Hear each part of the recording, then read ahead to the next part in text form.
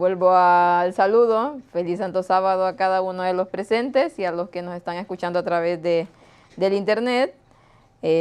Volvemos otra vez con la escuela sabática, después de un tiempo que no la tenía. Decirle a las personas que me están preguntando ya días por la escuela sabática junior, que al hacer el traslado que tuvimos de casa, pues ahora actualmente no tengo lugar donde hacerlas, pero ya cuando tengamos un sitio, pues ya volveremos a retomarla. Mientras tanto, pues nos volvemos otra vez con las escuelas sabáticas de adultos. La lección para este sábado se titula, es la lección número 3, la condición humana. Y es que si vemos a nuestro alrededor hoy en día, ¿cuál es la condición humana actualmente? Bueno, creo que no dista mucho de la condición humana del tiempo antediluviano o de los tiempos de Sodoma y Gomorra. Y es que la condición humana pues ha ido en degradación a través de toda la historia. El versículo para memorizar nos dice: por cuanto todos pecaron, están destituidos de la gloria de Dios. Romanos 3:23. Y aquí no dice por cuanto unos pecaron, por cuanto algunos pecaron, dice todos pecaron, por lo tanto están destituidos de la gloria de Dios, porque el pecado, pues eso, la transgresión de la ley, por lo tanto, si estamos en pecado, pues no hay salvación. Pero ya veremos más o menos cómo la lección va desarrollando este tema, que realmente, bueno, ya la mayoría de nosotros lo sabemos, pero es bueno volver a acordarnos. Nos dice aquí que al comienzo del libro de Romanos, Pablo busca establecer una verdad crucial que es fundamental para el Evangelio, el estado lamentable de la condición humana. Esta verdad existe porque desde la caída todos nos hemos contaminado con el pecado y está entretejido en nuestros genes como el color de nuestros ojos. O sea, ya sea que una persona, mire, se porte medianamente bien, o ya el pecado está en nosotros, porque está en nuestros genes, porque lo arrastramos desde Adán y Eva, desde el momento en que pecaron. Y por lo tanto, ante el Padre, pues solamente por la sangre de Cristo somos perdonados. Pero si no, podemos hacer muchas, pero muchas cosas, pero realmente no hay no tenemos la suficiente capacidad para que nuestras obras puedan salvarnos. Nos dice aquí, Martín Lutero, en su comentario sobre Romanos, escribió lo siguiente: la expresión todos están bajo pecado debe tomarse en un sentido espiritual, es decir, no como se ven los hombres con sus propios ojos o los de los demás, sino como se presentan delante de Dios. Todos están bajo pecado, los transgresores manifiestos a los ojos de los hombres, así como aquellos que parecen justos a su vista y ante los demás. Aquellos que realizan buenas obras externas, las hacen por el temor al castigo, el amor a la ganancia y a la gloria o el placer en un objeto determinado, pero no por una mente gustosa y dispuesta. De esta manera, el hombre se ejercita continuamente en buenas obras para ser visto por los demás, pero por dentro está totalmente inmerso en deseos pecaminosos y las lujurias malignas que se oponen a las buenas obras. Si nosotros nos vemos a nosotros mismos, a veces aparentemente, pues bueno, somos buenos cristianos, hacemos buenas cosas, estamos al servicio, pero cuando nosotros vemos a través de nuestros pensamientos y de toda nuestra condición que hay realmente, y nos comparamos con el único que podemos compararnos en realidad, que es con Dios, vemos que realmente distamos mucho de ser verdaderos hijos de Dios. Pero para todo esto siempre hay una solución. Y por eso cuando nos arrepentimos, vamos de rodillas y pedimos perdón a Dios, pues nuestro Salvador está ahí intercediendo por nosotros. Y entonces Él se pone su sangre delante de nosotros y entonces somos aceptos ante el Padre. Quiero que comenten, no solamente quiero yo hablar. La lección del día domingo nos habla acerca del poder de Dios. Y el versículo, vamos a buscarlo, vamos a leerlo, a ver quién me ayuda. Romanos 1, 16, 17, para luego comentarlo. Quien tenga el micro, porfa, que me lo pueda leer. Romanos 1, 16, 17. Porque no me avergüenzo del Evangelio, porque es poder de Dios para salvación a todo aquel que cree, al juicio primeramente y también al griego, al judío primeramente y también al griego. Porque en el Evangelio la justicia de Dios se revela por fe y para fe, como está escrito, mas el justo por la fe vivirá. Romanos 1, 16, 17. Nos dice que el justo vivirá por la fe. Hay otra traducción que dice, o aquel que pone por fe es justo, aquel que por fe es justo, ese vivirá. Si nosotros por fe creemos en el sacrificio de Cristo, pues obviamente tendremos la vida eterna. Pero este tema de la justificación por la fe es un tema tan... ¿sí? No, termina, luego ya hablo. No, habla.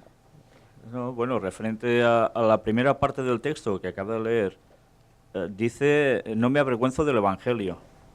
Y todo lo otro viene dado a raíz de eso. Pero claro, no es fácil a veces no avergonzarse del Evangelio.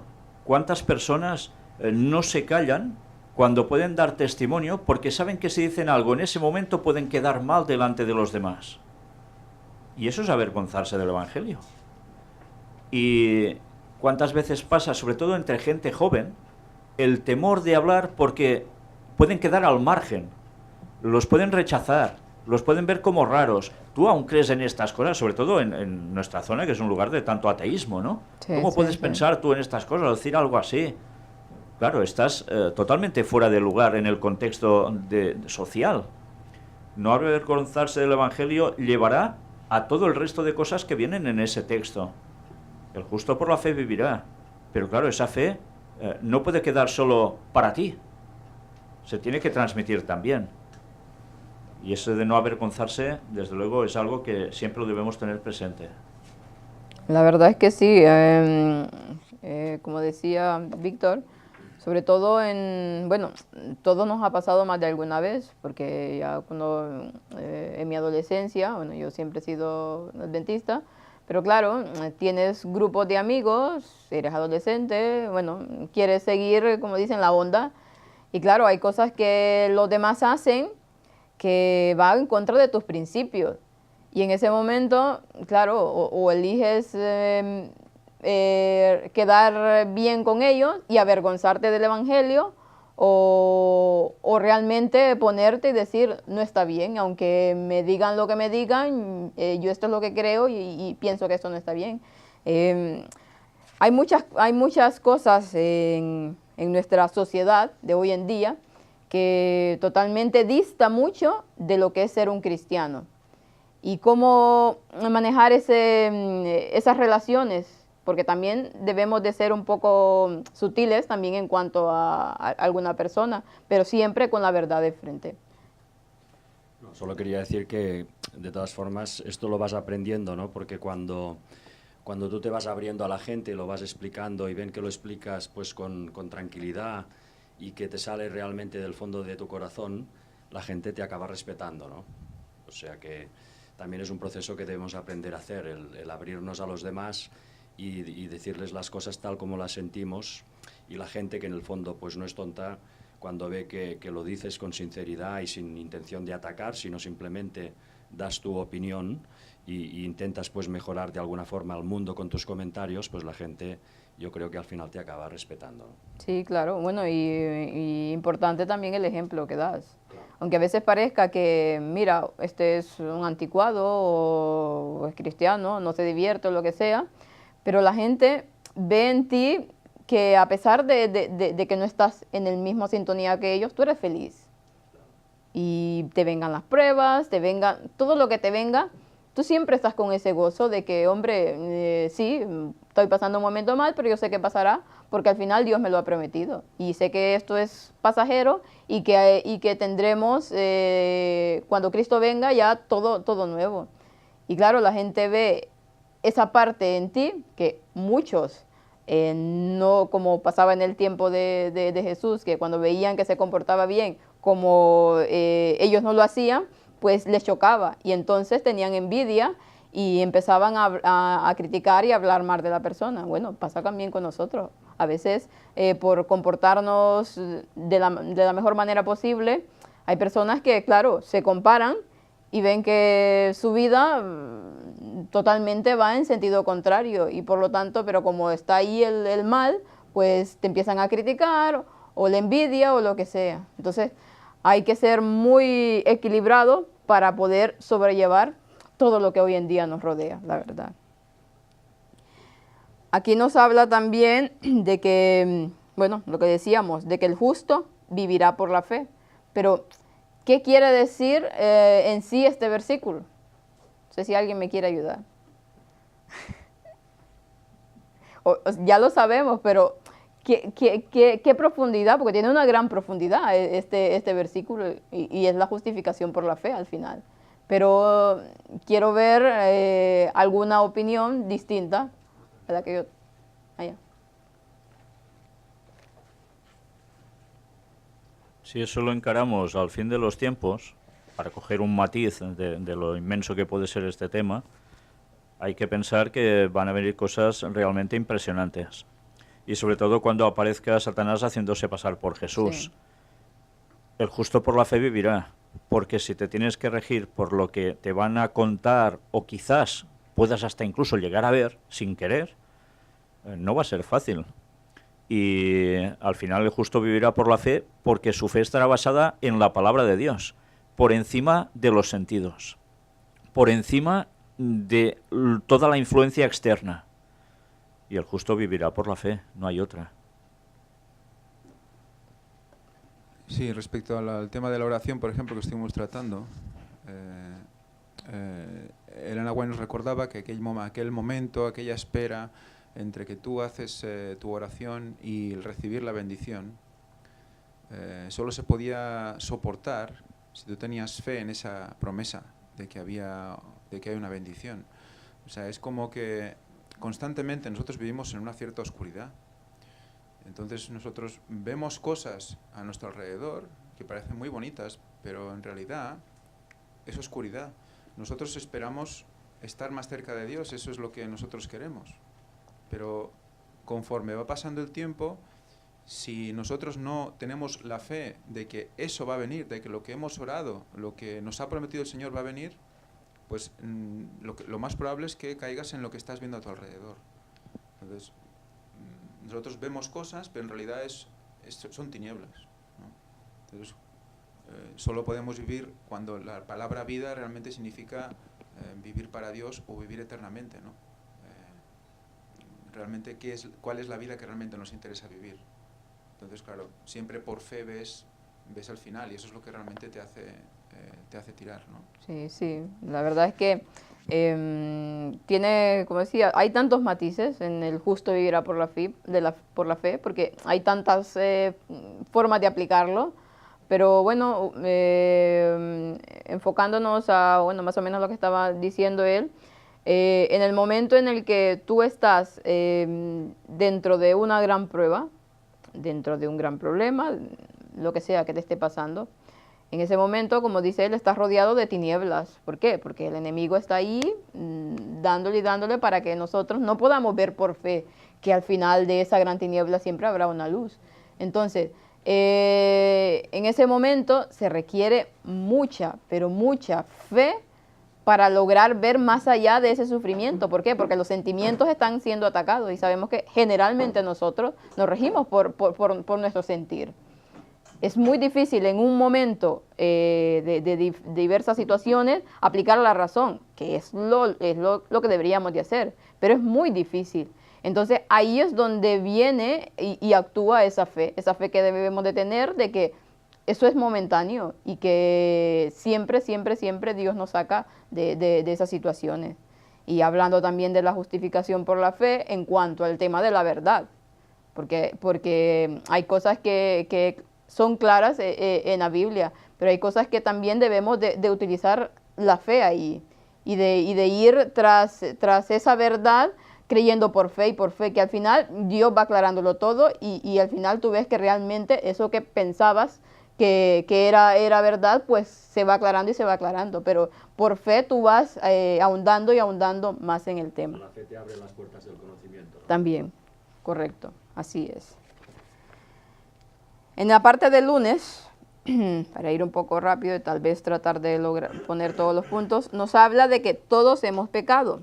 Volvemos otra vez al versículo del inicio, que era Romanos 3:23, que nos decía que por cuanto todos pecaron y están destituidos de la gloria de Dios. Todos hemos pecado, por lo tanto nosotros estamos fuera de esa salvación por nosotros mismos. Pero bueno, ya veremos que en la próxima lección se va a hablar más profundidad de lo que es la justificación por la fe. Pero no hay nadie que se salve. Aquí nadie puede decir, yo no he pecado nunca, o aquí nadie puede decir, yo soy medianamente bueno, o lo que sea, porque al final todos somos pecadores.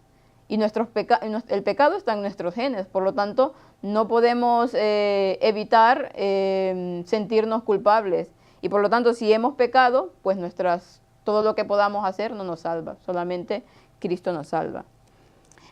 Nos dice aquí que sorprendentemente algunos desafían la idea de la pecaminosidad humana, argumentando que la gente es básicamente buena. No obstante, el problema radica en la falta de comprensión de lo que es verdaderamente bondad. La gente puede compararse con los demás y sentirse bien consigo misma. Al fin y al cabo, siempre podemos encontrar a alguien peor que nosotros para compararnos, pero eso difícilmente nos haga buenos. Y hoy en día, bueno, al menos en esta parte de donde estamos, aquí en Occidente y en esta parte de Europa, hoy en día, como no se cree en Dios, la gente dice, el pecado, se burlan de ti, porque para ellos en sí no hay pecado. Algunos dicen, hombre, yo soy bueno, yo no le hago mal a nadie, yo hago esto, hago lo otro, y mira, voy haciendo y para mí yo estoy por el camino. Y ya pues lo que tenga que pasar, pasará y punto. Entonces hay siempre esa autosuficiencia en nosotros de decir, o de compararme, mira aquel ha matado a este, ha hecho lo otro, comparándome con ese, yo soy un angelito, prácticamente, quedan diciendo. Pero cuando, como más adelante nos habla aquí, cuando realmente vamos teniendo el conocimiento de lo que es el pecado y cuando vamos estudiando la Biblia y vamos comparándonos con lo que es Dios, con su santidad, hombre, quedamos totalmente que nuestras obras son trapos de inmundicia al final. Que todo lo bueno que podamos hacer, que todo lo que nuestros pensamientos puedan decir, quiero hacer esto o lo otro, y nuestras obras hagan, es que al final eso no nos salva. Ahora, no quiere decir que si nosotros, bueno, como todo eso no me salva, pues bueno, yo puedo hacer lo que quiera y viene Cristo y me perdona. No, porque el creer en Jesús y el aceptar su fe y su sangre, pues vendrá como consecuencia el querer hacer su voluntad, tal cual. Es parte del tener fe, ¿no? El hacer las buenas obras. Claro, es parte, es que una cosa va ligada a la otra, las obras y la fe van conjuntas, si no, no puede haber esa perfección que Dios nos demanda también para alcanzar la vida eterna. Romanos, alguien me lee Romanos 3 del 10 al 18. Hay aquí un discurso de Pablo que realmente es, bueno, vamos viendo que todos hemos pecado, pero me gustaría que lo leyéramos. Romanos 3 del 10 al 18. ¿Tienen alguien el micro y lo puede leer? Como está escrito, no hay justo ni aun uno, no hay quien entienda, no hay quien busque a Dios. Todos se desviaron, a una se hicieron inútiles.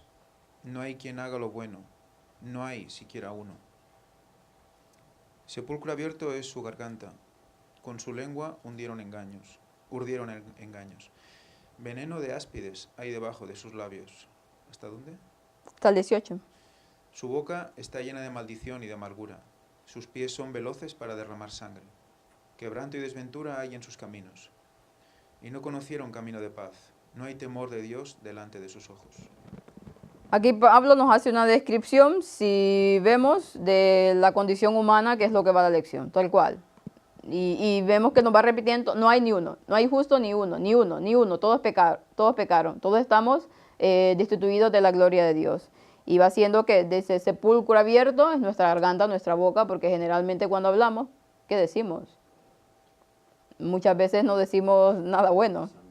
Sí, muchas veces llegamos a ese punto y muchas veces la misma lengua, el mismo don de habla que tenemos, lo utilizamos para dañar a otros, para criticar a otros, para lo que sea, menos para edificar, que es para lo que deberíamos de utilizar el don del habla. Pero lamentablemente, como nuestros pensamientos están en constante batalla y constante lucha, a veces la tendencia al mal puede más que nosotros, pero es cuando por fe, hombre, me estoy viendo que soy así, que tengo esa tendencia, pero por fe yo estoy segura de que Cristo me va a ayudar si yo pongo de mi parte. Porque también, si solamente digo, sí, Cristo me va a ayudar y me quedo así y no hago nada, no pongo esfuerzo de mi parte, pues nada pasará. Cuando dice no hay quien busque a Dios, hay gente que puede decir, hombre, pero yo busco a Dios, ¿no? Yo quiero acercarme al Señor. ¿Cómo dice que no hay nadie que busque a Dios? Ya. Hay que comprender que nosotros por nosotros mismos no buscamos a Dios. La tendencia nuestra no es buscar a Dios. No es buscar a Dios, no, claro que no. ¿Qué hace que nosotros busquemos a Dios? El Espíritu Santo. O sea, no hay nada bueno que pueda surgir en nosotros si no es a raíz del Espíritu Santo. Entonces, debemos comprender que debemos ser tan humildes para comprender esto, ¿no? Que no podemos leer esto y pensar, no, es que a nosotros no nos incumbe esto. Es gente que no busca a Dios, No. No hay justo ni a un uno y ni nadie busca a Dios. O sea, que debemos agradecer por cada sentimiento que tengamos de buscar a Dios, por cada querer acercarnos a Dios, debemos agradecer a Dios. Es igual que el arrepentimiento, no surge de nosotros. El arrepentimiento lo pone Dios. O sea, todo lo pone Dios, todo lo bueno lo pone Dios. O sea, que no tenemos mérito alguno. Por los méritos de Cristo podemos nosotros tener acceso al Espíritu Santo y a las buenas nuevas.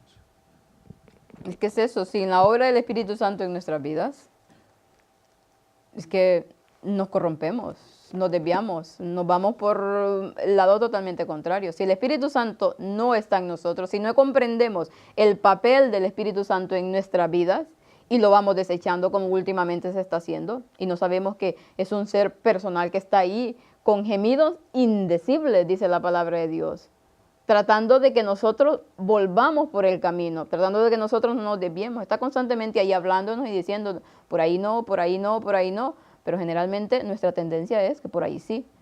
Y entonces no hacemos caso, pues vienen las consecuencias. Es que indudablemente, a pesar de que vamos cayendo, Dios nos va perdonando porque vamos arrepintiendo, pero esas consecuencias no las podemos evitar. Y por eso, quería decir algo. Bueno, que Dios siempre nos permite un poco, nos pone en un punto como de equilibrio, en el cual nosotros podemos decidir por nosotros mismos si decantarnos hacia el bien o hacia el mal, ¿no? Claro. Si no tuviéramos el Espíritu Santo, estaríamos ya debajo de todo, no podríamos siquiera planteárnoslo, ¿no? Pero gracias al Espíritu Santo nos pone en ese punto en el cual tenemos pues esa oportunidad de escoger, ¿no?, entre el bien y el mal. Así es, sí. Solamente por su obra, y la gran importante obra que lleva, es que podemos hacer esto. Y también que es el Espíritu Santo quien nos guía a la verdad también. Es el que nos va llevando y impresionando para que vayamos entendiendo la verdad. Porque hoy en día qué fácil es caer en el engaño. Sin que Él esté ahí constantemente con nosotros y nosotros estemos rogándole a Dios porque el Espíritu Santo permanezca en nosotros, nos desviamos y nos vamos tras tantas fábulas y tantos engaños que hoy en día hay. Es triste, pero realmente eso es lo que pasa hoy en día.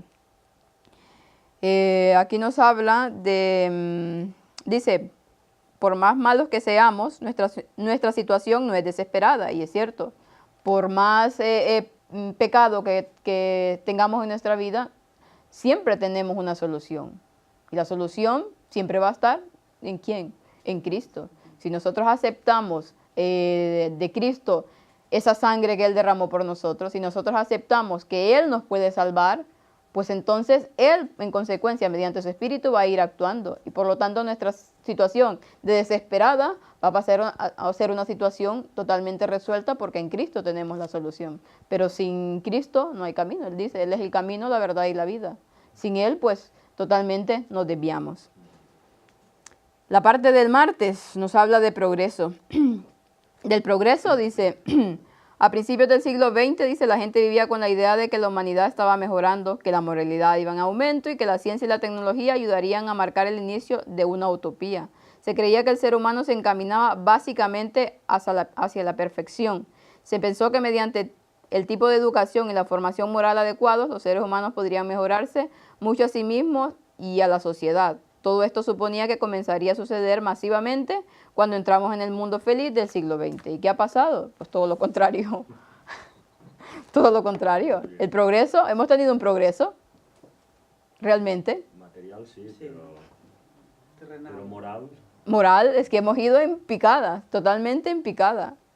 Todo lo que dice aquí, lo que supuestamente la educación, los avances tecnológicos, todo lo que ha habido, supuestamente para que el humano pudiera volver a la moral, pues se ha utilizado para lo contrario realmente, porque al final ese ha sido los planes del enemigo. Que todo esto utilizarlo para que el ser humano cada vez vaya más abajo y esté en una situación tan desesperada que ya ni tan siquiera pueda tener solución. Eso tiene que ser un símil con el mundo antediluviano. Había un gran conocimiento al final de la época, cuando ya llegó el diluvio. Estaban a tope, había muchísimas cosas que sabemos que hoy día se están descubriendo, cosas que ya existían entonces. O sea que vamos en ese camino. Totalmente. Cuanto más facilidad tenemos para hacer las cosas, cuando más accesibles vemos, cuanto más poder tenemos en nuestras manos, porque al final lo que hace que tú apretes un botón o toques una pantalla y tengas en tu casa ya la compra o cualquier acto que tú quieras hacer sea tan fácil, te da poder, tú te sientes poderoso. Cuando una cosa es difícil, tú te sientes humilde, te sientes débil, crees que tienes que esforzarte mucho.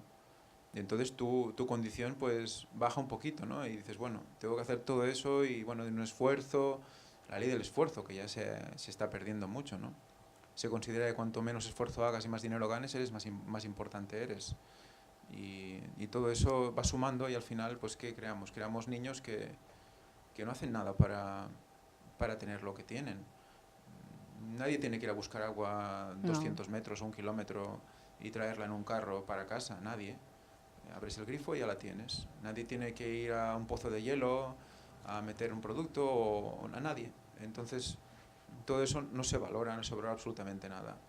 Entonces te sientes poderoso porque te levantas por la mañana y solo tienes que desayunar, ver la tele e irte al cole o ir a trabajar. Es mucho poder porque no tienes que hacer nada, te lo tienes todo ahí. Entonces, esto es como cuando alguien te lo hace todo, ¿no? Que vives con alguien que te lo hace todo, te vuelves un inútil. Sí, pero agarro el micro porque si no, no se va a escuchar en la escuela sabática, en la grabación.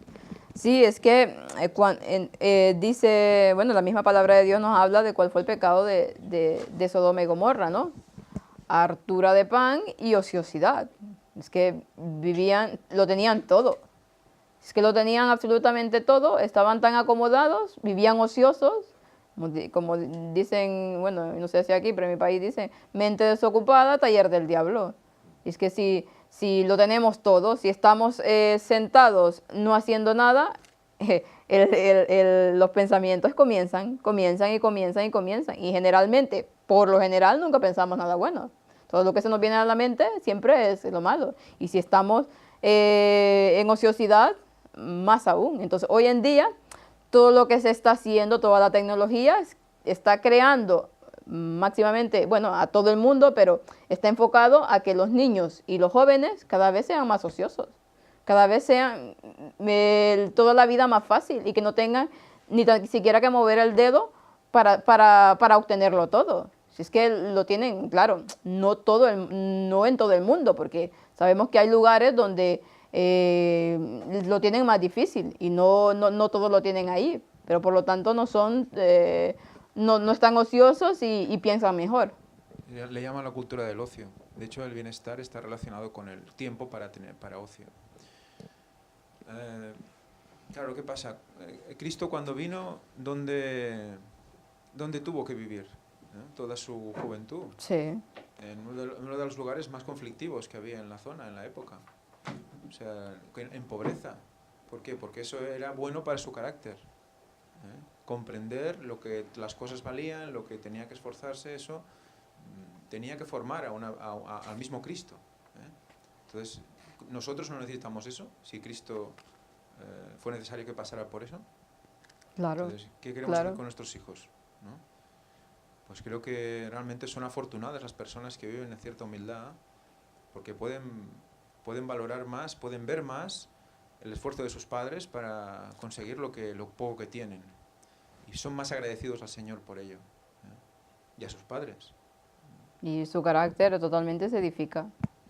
De lo contrario, lo que estamos creando son vagos, al fin y al cabo. Inservibles, servibles para ciertas cosas, pero para la sociedad en sí, para lo que realmente deben estar preparados, no. Y cuando, bueno, hoy en día, porque más o menos, bueno, depende de qué lugares, ¿verdad? Pero aquí, bueno, más o menos se vive bien, están tranquilos, pero cuando vengan los problemas serios, es que no sabrán ni cómo afrontarlo. Los jóvenes de hoy en día, los niños de hoy en día, cuando se vengan las cosas difíciles, no sabrán cómo afrontar todo esto, porque no fueron preparados para ello, porque lo tuvieron absolutamente todo. Y que de repente venga algo, yo qué sé, cualquier cosa que pase y se lo quiten todo, ¿qué van a hacer? Sí, totalmente. No podrán salir de ahí.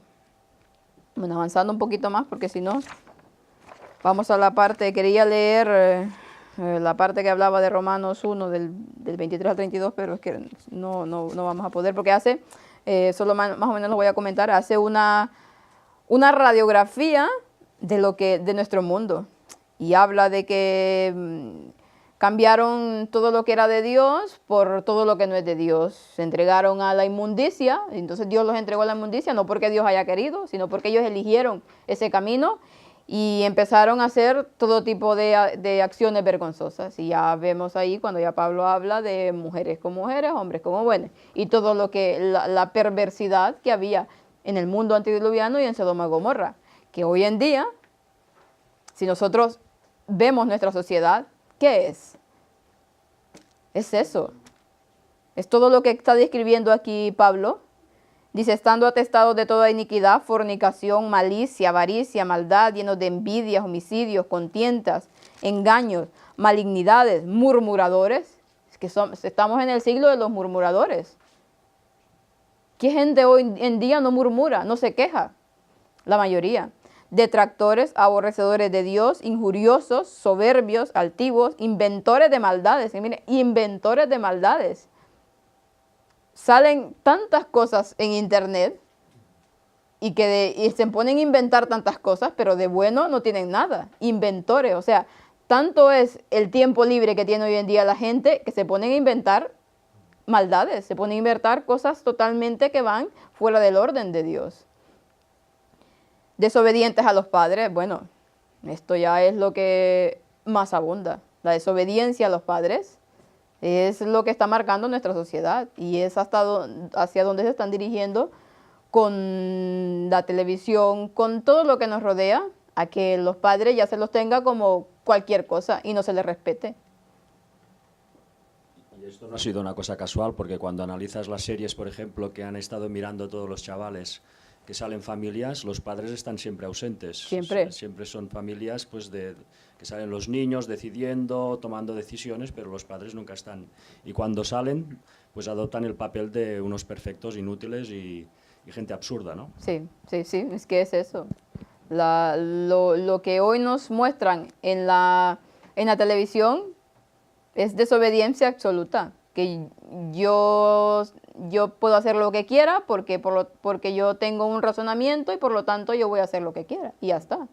Y los padres, pues muy bien, gracias. Y si te me opones, pues no, me empiezas a machacarlo y al final pues vemos tantos casos hoy en día de padres que los hijos los han matado, que los maltratan y de tantas situaciones más. Es que la relación padre-hijo tiene mucho que aprender. Tenemos mucho que aprender de la relación padre-hijo. o madre-hijo, ¿no? Es la relación con Dios. O sea, el Nahuatl dice eso, ¿no? Que cuando son pequeños los niños que ven en un padre, ven a Dios. Tal como esa relación fluye desde pequeños es como van a ver a Dios de mayores. Entonces, claro, tanto los padres hacia los hijos como los hijos hacia los padres requiere un saber estar y saber cuál es su posición, ¿no? Siempre con Dios como referencia, ¿no? Si nosotros vemos que nuestro hijo se está desviando, nos tocará decirle, ¿no? Oye, mira, no vas bien por ahí, ¿no? Con todo el amor posible, desde luego, será lo posible, pero también al revés, ¿no? No todos los padres son creyentes, de hecho, la gran mayoría no lo son. Ya. Entonces, a los hijos que empiezan a conocer la palabra de Dios, también les toca como tener paciencia, honrar a los padres, obedecer a sus padres, pero todo lo que sea que vaya en contra de la palabra de Dios, pues tendrán que mostrárselo, ¿no? También con todo el cariño y con todo el respeto, porque son sus padres, pero tenemos que llevar a un equilibrio para que al final, pues, bueno, todos podamos pues adorar, ¿no? Realmente. Pero bueno, en las dos direcciones es Sí, sí, es que es tan difícil, pero bueno, no es imposible, claramente, porque con Dios, pues, todo lo podemos, como dice en Cristo, todo lo puedo en Cristo que me fortalece. Y bueno, después en la parte del miércoles nos habla lo que tienen en común judíos y gentiles. Aquí Pablo primero, bueno, va haciendo toda una descripción de la condición del mundo, de todo.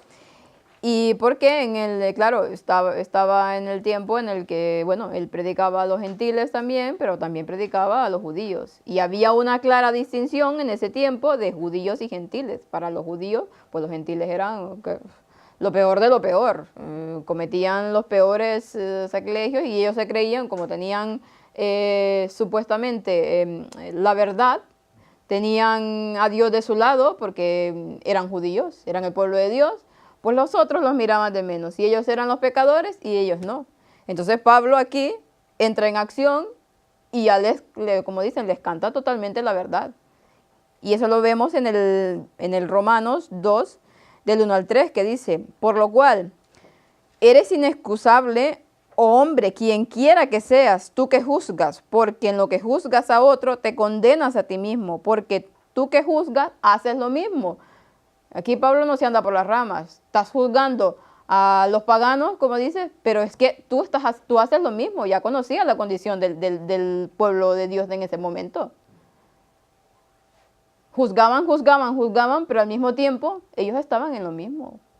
O peor, porque ellos tenían un conocimiento de Dios y los otros no. Y aún así se comportaban mal.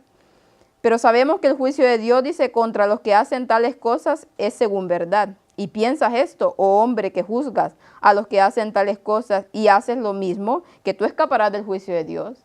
Porque ya eran pueblo de Dios, pues iban a escapar del juicio de Dios. Y él les dice claramente, no, claro que no. Si pecas y no te arrepientes, tendrás la misma paga que los gentiles. Y hoy en día, con el llamado pueblo de Dios, ¿no está pasando lo mismo? Se dice que somos adventistas y por lo tanto, bueno, condenamos lo que hacen los otros, o las otras iglesias, o yo qué sé, o las mismas personas que no conocen de Dios, pero al final, si vemos todo lo que está pasando hoy en día en la iglesia, es que están haciendo lo mismo que las otras iglesias, y es que están llevando el mismo ecumenismo que las otras iglesias, pero no, porque como tenemos la verdad y somos el pueblo del tiempo del fin, pues nosotros seremos salvados. Simplemente, bueno, hay que ser medianamente buenos y ya está. Entonces, todo se repite, todo viene a ser lo mismo. Ya después, del 17 al 24, nos dice, he aquí que tú tienes el sobrenombre de judío y te apoyas en la ley y te glorías en Dios y conoces su voluntad y apruebas lo mejor siendo instruido por la ley y confías que eres guía de los ciegos, luz de los que están en tinieblas. ¿Y qué pasa hoy en día? También somos guías de los que están en tinieblas, de los que no tienen la verdad, ya sea de los demás protestantes, ya sea de los bueno, ya sea lo que sea. Somos esa luz y nos jactamos constantemente que tenemos la verdad del sábado, que tenemos esto y que tenemos lo otro. Pero al final, con todo lo que se está viendo, estamos igual o peor, porque como el pueblo judío tenía un conocimiento de Dios y aún así se cometían estas cosas, y hoy en día tenemos ese conocimiento de la verdad y aún así la desechamos y vamos acortando y acortándole palabras a la Biblia, vamos acortando la profecía, no explicándola como debe de ser. Entonces nos creemos guías de los ciegos, mas sin embargo nosotros estamos ciegos. ¿Alguien quería comentar alguna cosa? No. Nos sigue diciendo aquí, instructor de ignorantes, maestro de niños, que tienes la forma del conocimiento y de la verdad en la ley. Tú pues que enseñas a otro, ¿no te enseñas a ti mismo? Tú que predicas que no se ha de hurtar, hurtas. Tú que dices que no se ha de adulterar, adulteras. Tú que abominas los ídolos, cometes sacrilegio. Tú que te jactas de la ley, con infracción de la ley deshonras a Dios. Porque el nombre de Dios, dice, es blasfemado entre los gentiles por causa de vosotros, como está escrito. Y todo esto llega a que los demás se burlen del nombre de Dios por culpa de ¿quién? Del así llamado pueblo de Dios. Ah, mira, este dice que es adventista o dice que es pueblo de Dios, y lo que hace cuando no está en iglesia deja mucho que desear. O los mismos dirigentes dicen que son pueblo de Dios y que están haciendo las cosas bien, y lo que hacen aún dentro de la iglesia es vergonzoso. Entonces el nombre de Dios está siendo blasfemado por culpa de nuestras propias actuaciones. En mi versión, en el versículo 20, dice, instructor de ignorantes, maestro de niños, que tienes en la ley la quinta esencia del conocimiento y de la verdad. O sea que como es una énfasis como tipo medio burlón, ¿no? Sí, tienes sí, la sí. quinta esencia, tienes, vamos, Tienes lo más en la ley, y luego te estás blasfemando contra Dios al hacerlo, ¿no? Es triste, pero lamentablemente es lo que está pasando hoy en día. Dios quiera que nosotros no caigamos también en lo mismo, porque al fin y al cabo todos somos humanos y tendemos a ir por la parte mala, pero es cuando debemos de, por esa fe, vivirlo y agarrarnos de esas promesas de Dios. Y la oración es el punto más crucial en nuestras vidas. Sin esa oración, totalmente, el Espíritu Santo no puede trabajar en nosotros. En la parte del jueves nos habla del Evangelio y del arrepentimiento. Nos dice, menosprecia las riquezas de su benignidad, paciencia y longanimidad, ignorando que su benignidad te guía al arrepentimiento. Eso nos dice Romanos 2:4. Si menospreciamos la paciencia de Dios, si constantemente estamos, bueno, decimos, sí, yo quiero hacer bien las cosas, pero bueno, ya Dios me va perdonando. Y vamos despreciando la misericordia de Dios, porque al fin y al cabo Dios nos tiene tanta misericordia. Si es que no fuera por esa misericordia, no estaríamos aquí hoy en día. Pero llegamos a un punto de que el pecado está tan avanzado en nuestra mente que decimos, bueno, ya pido perdón y Dios me va perdonando. Y vuelvo a lo mismo, y estamos menospreciando la misericordia de Dios, porque no siempre va a estar ahí. Porque a medida que vamos haciendo y haciendo y haciendo el mal, el Espíritu Santo se va retirando. Porque, vale, te lo dice una vez, te lo dice muchas veces, pero cuando ya llega el punto en el que tú estás tan acostumbrado a hacer lo mismo, ya tu conciencia se va endureciendo. Y no hay forma de volverla a encauzar. Entonces, estamos menospreciando la misericordia de Dios, su benignidad, que es lo que nos va guiando al arrepentimiento, que es lo que el Espíritu Santo va haciendo en nuestras vidas. Más o menos es lo que rescato de esta parte de aquí. Y nos dice Romanos 2, del 5 al 10, si alguien lo puede leer. Romanos 2, del 5 al 10.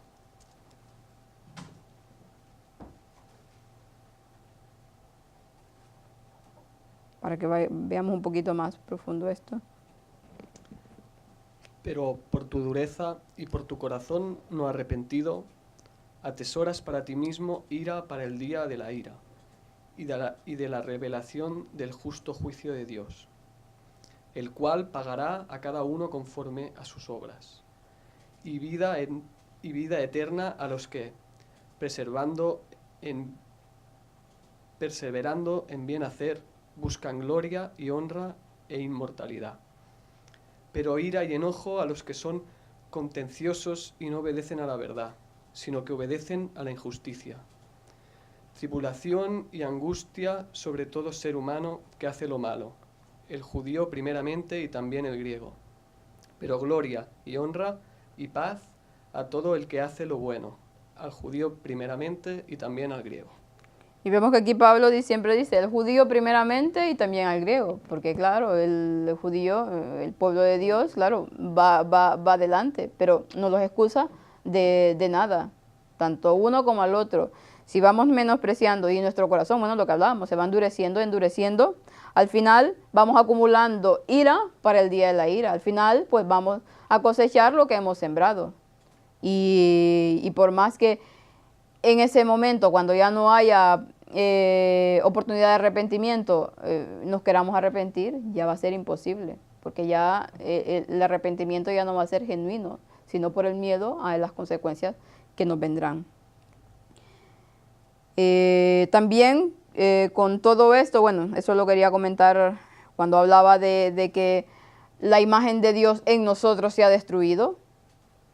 La imagen de Dios que debería estar en nosotros, pero a raíz del pecado y de constantemente estar en desobediencia, pues ya no está la imagen de Dios en nosotros. Y si no está la imagen de Dios en nosotros, ¿la imagen de quién está? Quería leer una cita de terminar, que hoy precisamente estaba en mi año bíblico. La encontré aquí en Efesios, que el libro es el libro por el que voy, en el comentario bíblico adventista, que dice: el propósito de Satanás ha sido reproducir su carácter en los seres humanos. Tan pronto como fue creado el hombre, Satanás resolvió borrar de él la imagen de Dios y colocar su sello donde debería estar el de Dios. Ha tenido éxito en instilar en el corazón del hombre el espíritu de envidia, de odio, de ambición. En este mundo ha establecido un reino de oscuridad, el cual es el príncipe, el caudillo de los delitos. Deseaba usurpar el trono de Dios, dice. Como ha fracasado en esto, ha actuado a oscuras en la ilegalidad, en engaño, para usurpar un lugar en los corazones de los hombres. Ha establecido su trono entre Dios y el hombre para apropiarse de la adoración que solo le pertenece a Dios. Ha hecho todo para desfigurar, para sacar, pues que al fin y al cabo ha sacado totalmente la imagen de Dios, que el hombre fue creado a imagen y semejanza de Dios, pues él, al no tener lo que quería, que es usurpar el trono de Dios, pues ¿qué hizo? Toda su artillería para destruir al ser humano, que fue el que le dio cabida y le permitió. Entonces, personificando su carácter en nosotros. Y si hoy en día vemos tanta maldad, vemos personas que actúan de muy mala manera y con toda la hazaña posible, ¿cuál es el carácter que están reproduciendo? ¿Cuál es la imagen que están dando? La imagen del enemigo. Y dice que quería usurpar el trono de Dios, pero en cambio vino a usurpar el trono de Dios en nuestra mente. Ya estuvimos hablando tanto de la piñal y dónde está el trono de Dios, pues él se interpone entre el hombre y entre Dios. ¿Para qué? Para no dejar que Dios pueda poner su sello en nosotros, su Espíritu Santo. De esa manera lo va haciendo, y si nosotros no estamos al tanto y constantemente vigilantes, pues esa imagen del enemigo constantemente va a salir en nosotros. Y es que cuando nos enojamos, es que cuando caemos en diversas situaciones, no nos conocemos. ¿Por qué? Porque es la imagen del enemigo en la que nos estamos transformando, no realmente en la de Dios. Ya para ir terminando, voy a leer la cita de Elena White, que está aquí al final del viernes, que nos dice: se me ha presentado un horrible cuadro de la condición del mundo. La inmoralidad cunde por doquiera. La disolución es el pecado característico de esta era, y tal cual es. Nunca alzó el vicio su deforme cabeza con tanta osadía como ahora. La gente parece aturdida. Los amantes de la virtud y de la verdadera bondad casi se desalientan por esta osadía, fuerza y predominio del vicio. La iniquidad prevaleciente no es del dominio exclusivo del incrédulo y burlador. Ojalá fuese tal el caso, pero no sucede así. Muchos hombres y mujeres que profesan la religión de Cristo son culpables. Aún los que profesan esperar su aparición no están más que preparados para ese suceso que Satanás mismo. fuerte lo que dice aquí. No están limpiando de toda contaminación, han servido durante tanto tiempo a su concupiscencia que sus pensamientos son por naturaleza impuros y sus imaginaciones corruptas. Es una cita dura, pero es una cita real. Es lo que pasa. Hemos estado tanto acostumbrados a complacernos a nosotros mismos que al final nuestros pensamientos, ¿qué son? Siempre dados al mal, dados al mal. Y dice aquí que no estamos más preparados para la venida de Cristo que Satanás. Y es la verdad. Hoy en día el pueblo de Dios no está en la misma condición. Por eso dice, el diablo conoce la Biblia y cree y tiembla, mas nosotros conocemos la palabra pero no temblamos. ¿Por qué? Porque no tratamos de ir más allá, de solamente un superficial leerla. Y cuando viene la verdad, y esa verdad es la que nos podría hacer despertar, la desechamos y la rechazamos y decimos que eso viene del enemigo. Es nuestra condición, pero Dios quiera que podamos tener la suficiente fuerza, que podamos tener esa suficiente voluntad y que también debemos de pedírsela a Dios para lograr salir adelante en medio de un mundo, de una condición de un mundo que totalmente está tan degradado que es tan difícil realmente mantenerse firme ante la condición actual. Pero no es imposible porque Cristo, que hizo la mayor de las hazañas que pudiese haber hecho alguien, ya lo hizo por nosotros. Y si aceptamos el sacrificio y ponemos todo de nuestra parte, pues podemos lograr obtener esa vida eterna. Así que vamos a terminar con una oración. No sé si alguien quiere terminar con la oración. Luis, ¿me ayuda?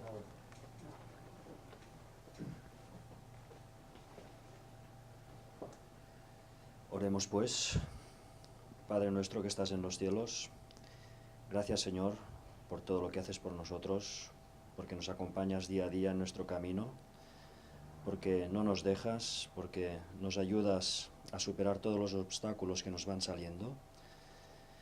Gracias Padre por esta escuela sabática que hemos tenido hoy, donde hemos visto realmente que estamos en una situación bien lamentable y que solo gracias a ti y dirigiéndonos a ti podemos encontrar salvación. Te pedimos, Padre, que nos perdones todos los pecados, que nos ayudes en nuestro camino y que todo acabe bien. En el nombre de Jesús te lo pedimos todo. Amén. Amén.